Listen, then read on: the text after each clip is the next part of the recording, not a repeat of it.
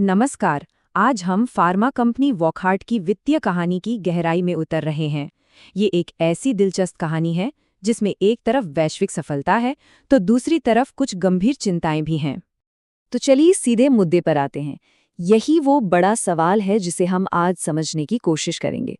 एक तरफ वॉकहार्ट एक जाना माना नाम है, लेकिन दूसरी तरफ इसके वित्तीय आंकड़े कुछ और ही कहानी बयां करते हैं। यही विरोधाभास इस विश्लेषण को इतना दिलचस्प बनाता है। इस कहानी को समझने के लिए पहले जानते हैं कि एक कंपनी आखिर है क्या।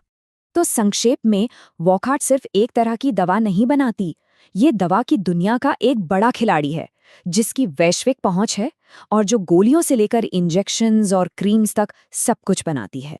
ठीक है, चलिए कहानी के पहले हिस्से में उतरते हैं। कंपनी की प्रभावशाली बाजार में पकड़। अब ये देखिए, यूनाइटेड किंगडम जैसे मुश्किल बाजार में वॉकहार्ट टॉप 3 भारतीय जेनेरिक कंपनियों में से एक है। ये कोई छोटी मोटी बात नहीं है।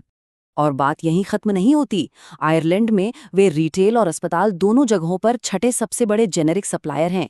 इससे यूरोप में उनकी गहरी पैठ का पता चलता है। और अगर हम भारत की बात करें तो उनका मेथिलकोबैलामाइन ब्रांड देश में नंबर 1 पर है। ये अपने घर में उनके दबदबे को शानदार ढंग से दिखाता है।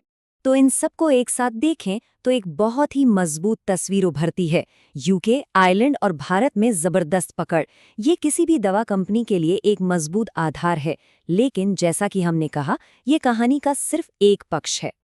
चलिए अब कहानी में मोड़ लाते हैं और कंपनी के वित्तीय स्वास्थ्य के कुछ चुनौतीपूर्ण पहलुओं पर ध्यान देते हैं। यही सबसे बड़ा सवाल है ना? अगर बाजार में पकड़ इतनी अच्छी है तो चिंता की बात क्या है?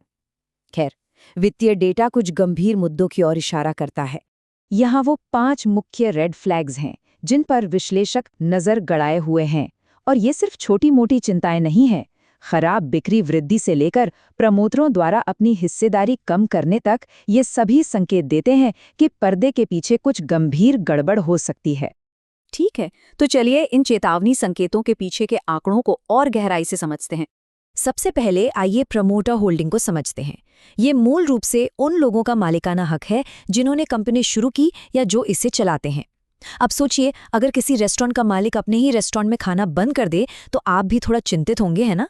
जब ये संख्या घटती है तो ये संकेत दे सकता है कि कंपनी के अंदरूनी लोगों का ही भविष्य में विश्वास कम हो रहा है। और ये स्लाइड इस ट्रेंड को साफ साफ दिखाती है। आप देख सकते हैं कि पिछले कुछ सालों में प्रमोटरों का स्वामित्व लगातार कम हुआ है। मार्च 2023 में लगभग 59% से गिरकर मार्च 2025 तक ये 49% के करीब आ गया। ये एक बड़ी गिरावट है और ये निवेशकों को ये सवाल पूछने पर मजबूर करता है कि जो लोग कंपनी को सबसे अच्छी तरह जानते हैं, वे अपनी हिस्सेदारी क्यों बेच रहे हैं। अब बिक्री वृद्धि को देखिए। पिछले 5 सालों में ये सिर्फ 1.15% रही है, जो कि ना के बराबर है। और इससे भी ज्यादा चिंता की बात यह है कि पिछले 10 सालों में ये असल में नकारात्मक रही है, -4% पर। इससे पता चलता है कि कंपनी का विस्तार नहीं हो रहा है, बल्कि वो शायद सिकुड़ रही है। यहाँ 2 और बड़े संकेतक हैं। इक्विटी पर रिटर्न दिखाता है कि कंपनी शेयर होल्डरों के पैसे से कितना मुनाफा कमा रही है। इसे ऐसे समझिए कि आपने किसी दोस्त के बिजनेस में पैसा लगाया और वो पैसा गंवा रहा है। पिछले 3 वर्षों में -6.96% का नकारात्मक रिटर्न एक बड़ा चेतावनी संकेत है। और कम ब्याज कवरेज अनुपात का मतलब है कि कंपनी को अपने कर्ज पर ब्याज चुकाने में मुश्किल हो रही है।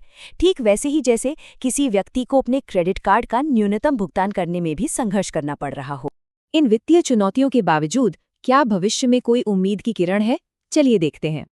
और ये एक बहुत बड़ी खबर है। कंपनी ने हाल ही में घोषणा की है कि उसकी एक नई दवा WCK-5222 को यूरोपीय और अमेरिकी नियामकों से सकारात्मक प्रतिक्रिया मिल रही है। ये संभावित रूप से एक गेम चेंजर हो सकता है। तो इस नई दवा की प्रगति का मतलब क्या है? इसका मतलब है कि ये बाजार में आने के बहुत करीब है। परीक्षण पूरे हो चुके हैं और बड़े नियामक इसे प्राथमिकता दे रहे हैं। ये दवा कंपनी के लिए एक बहुत जरूरी नया राजस्व स्रोत बन सकती है। तो अंत में हम वॉकहार्ट की इस दोहरी तस्वीर पर वापस आते हैं। एक तरफ इसकी मजबूत बाजार स्थिति और एक उम्मीद जगाने वाली नई दवा का वादा है।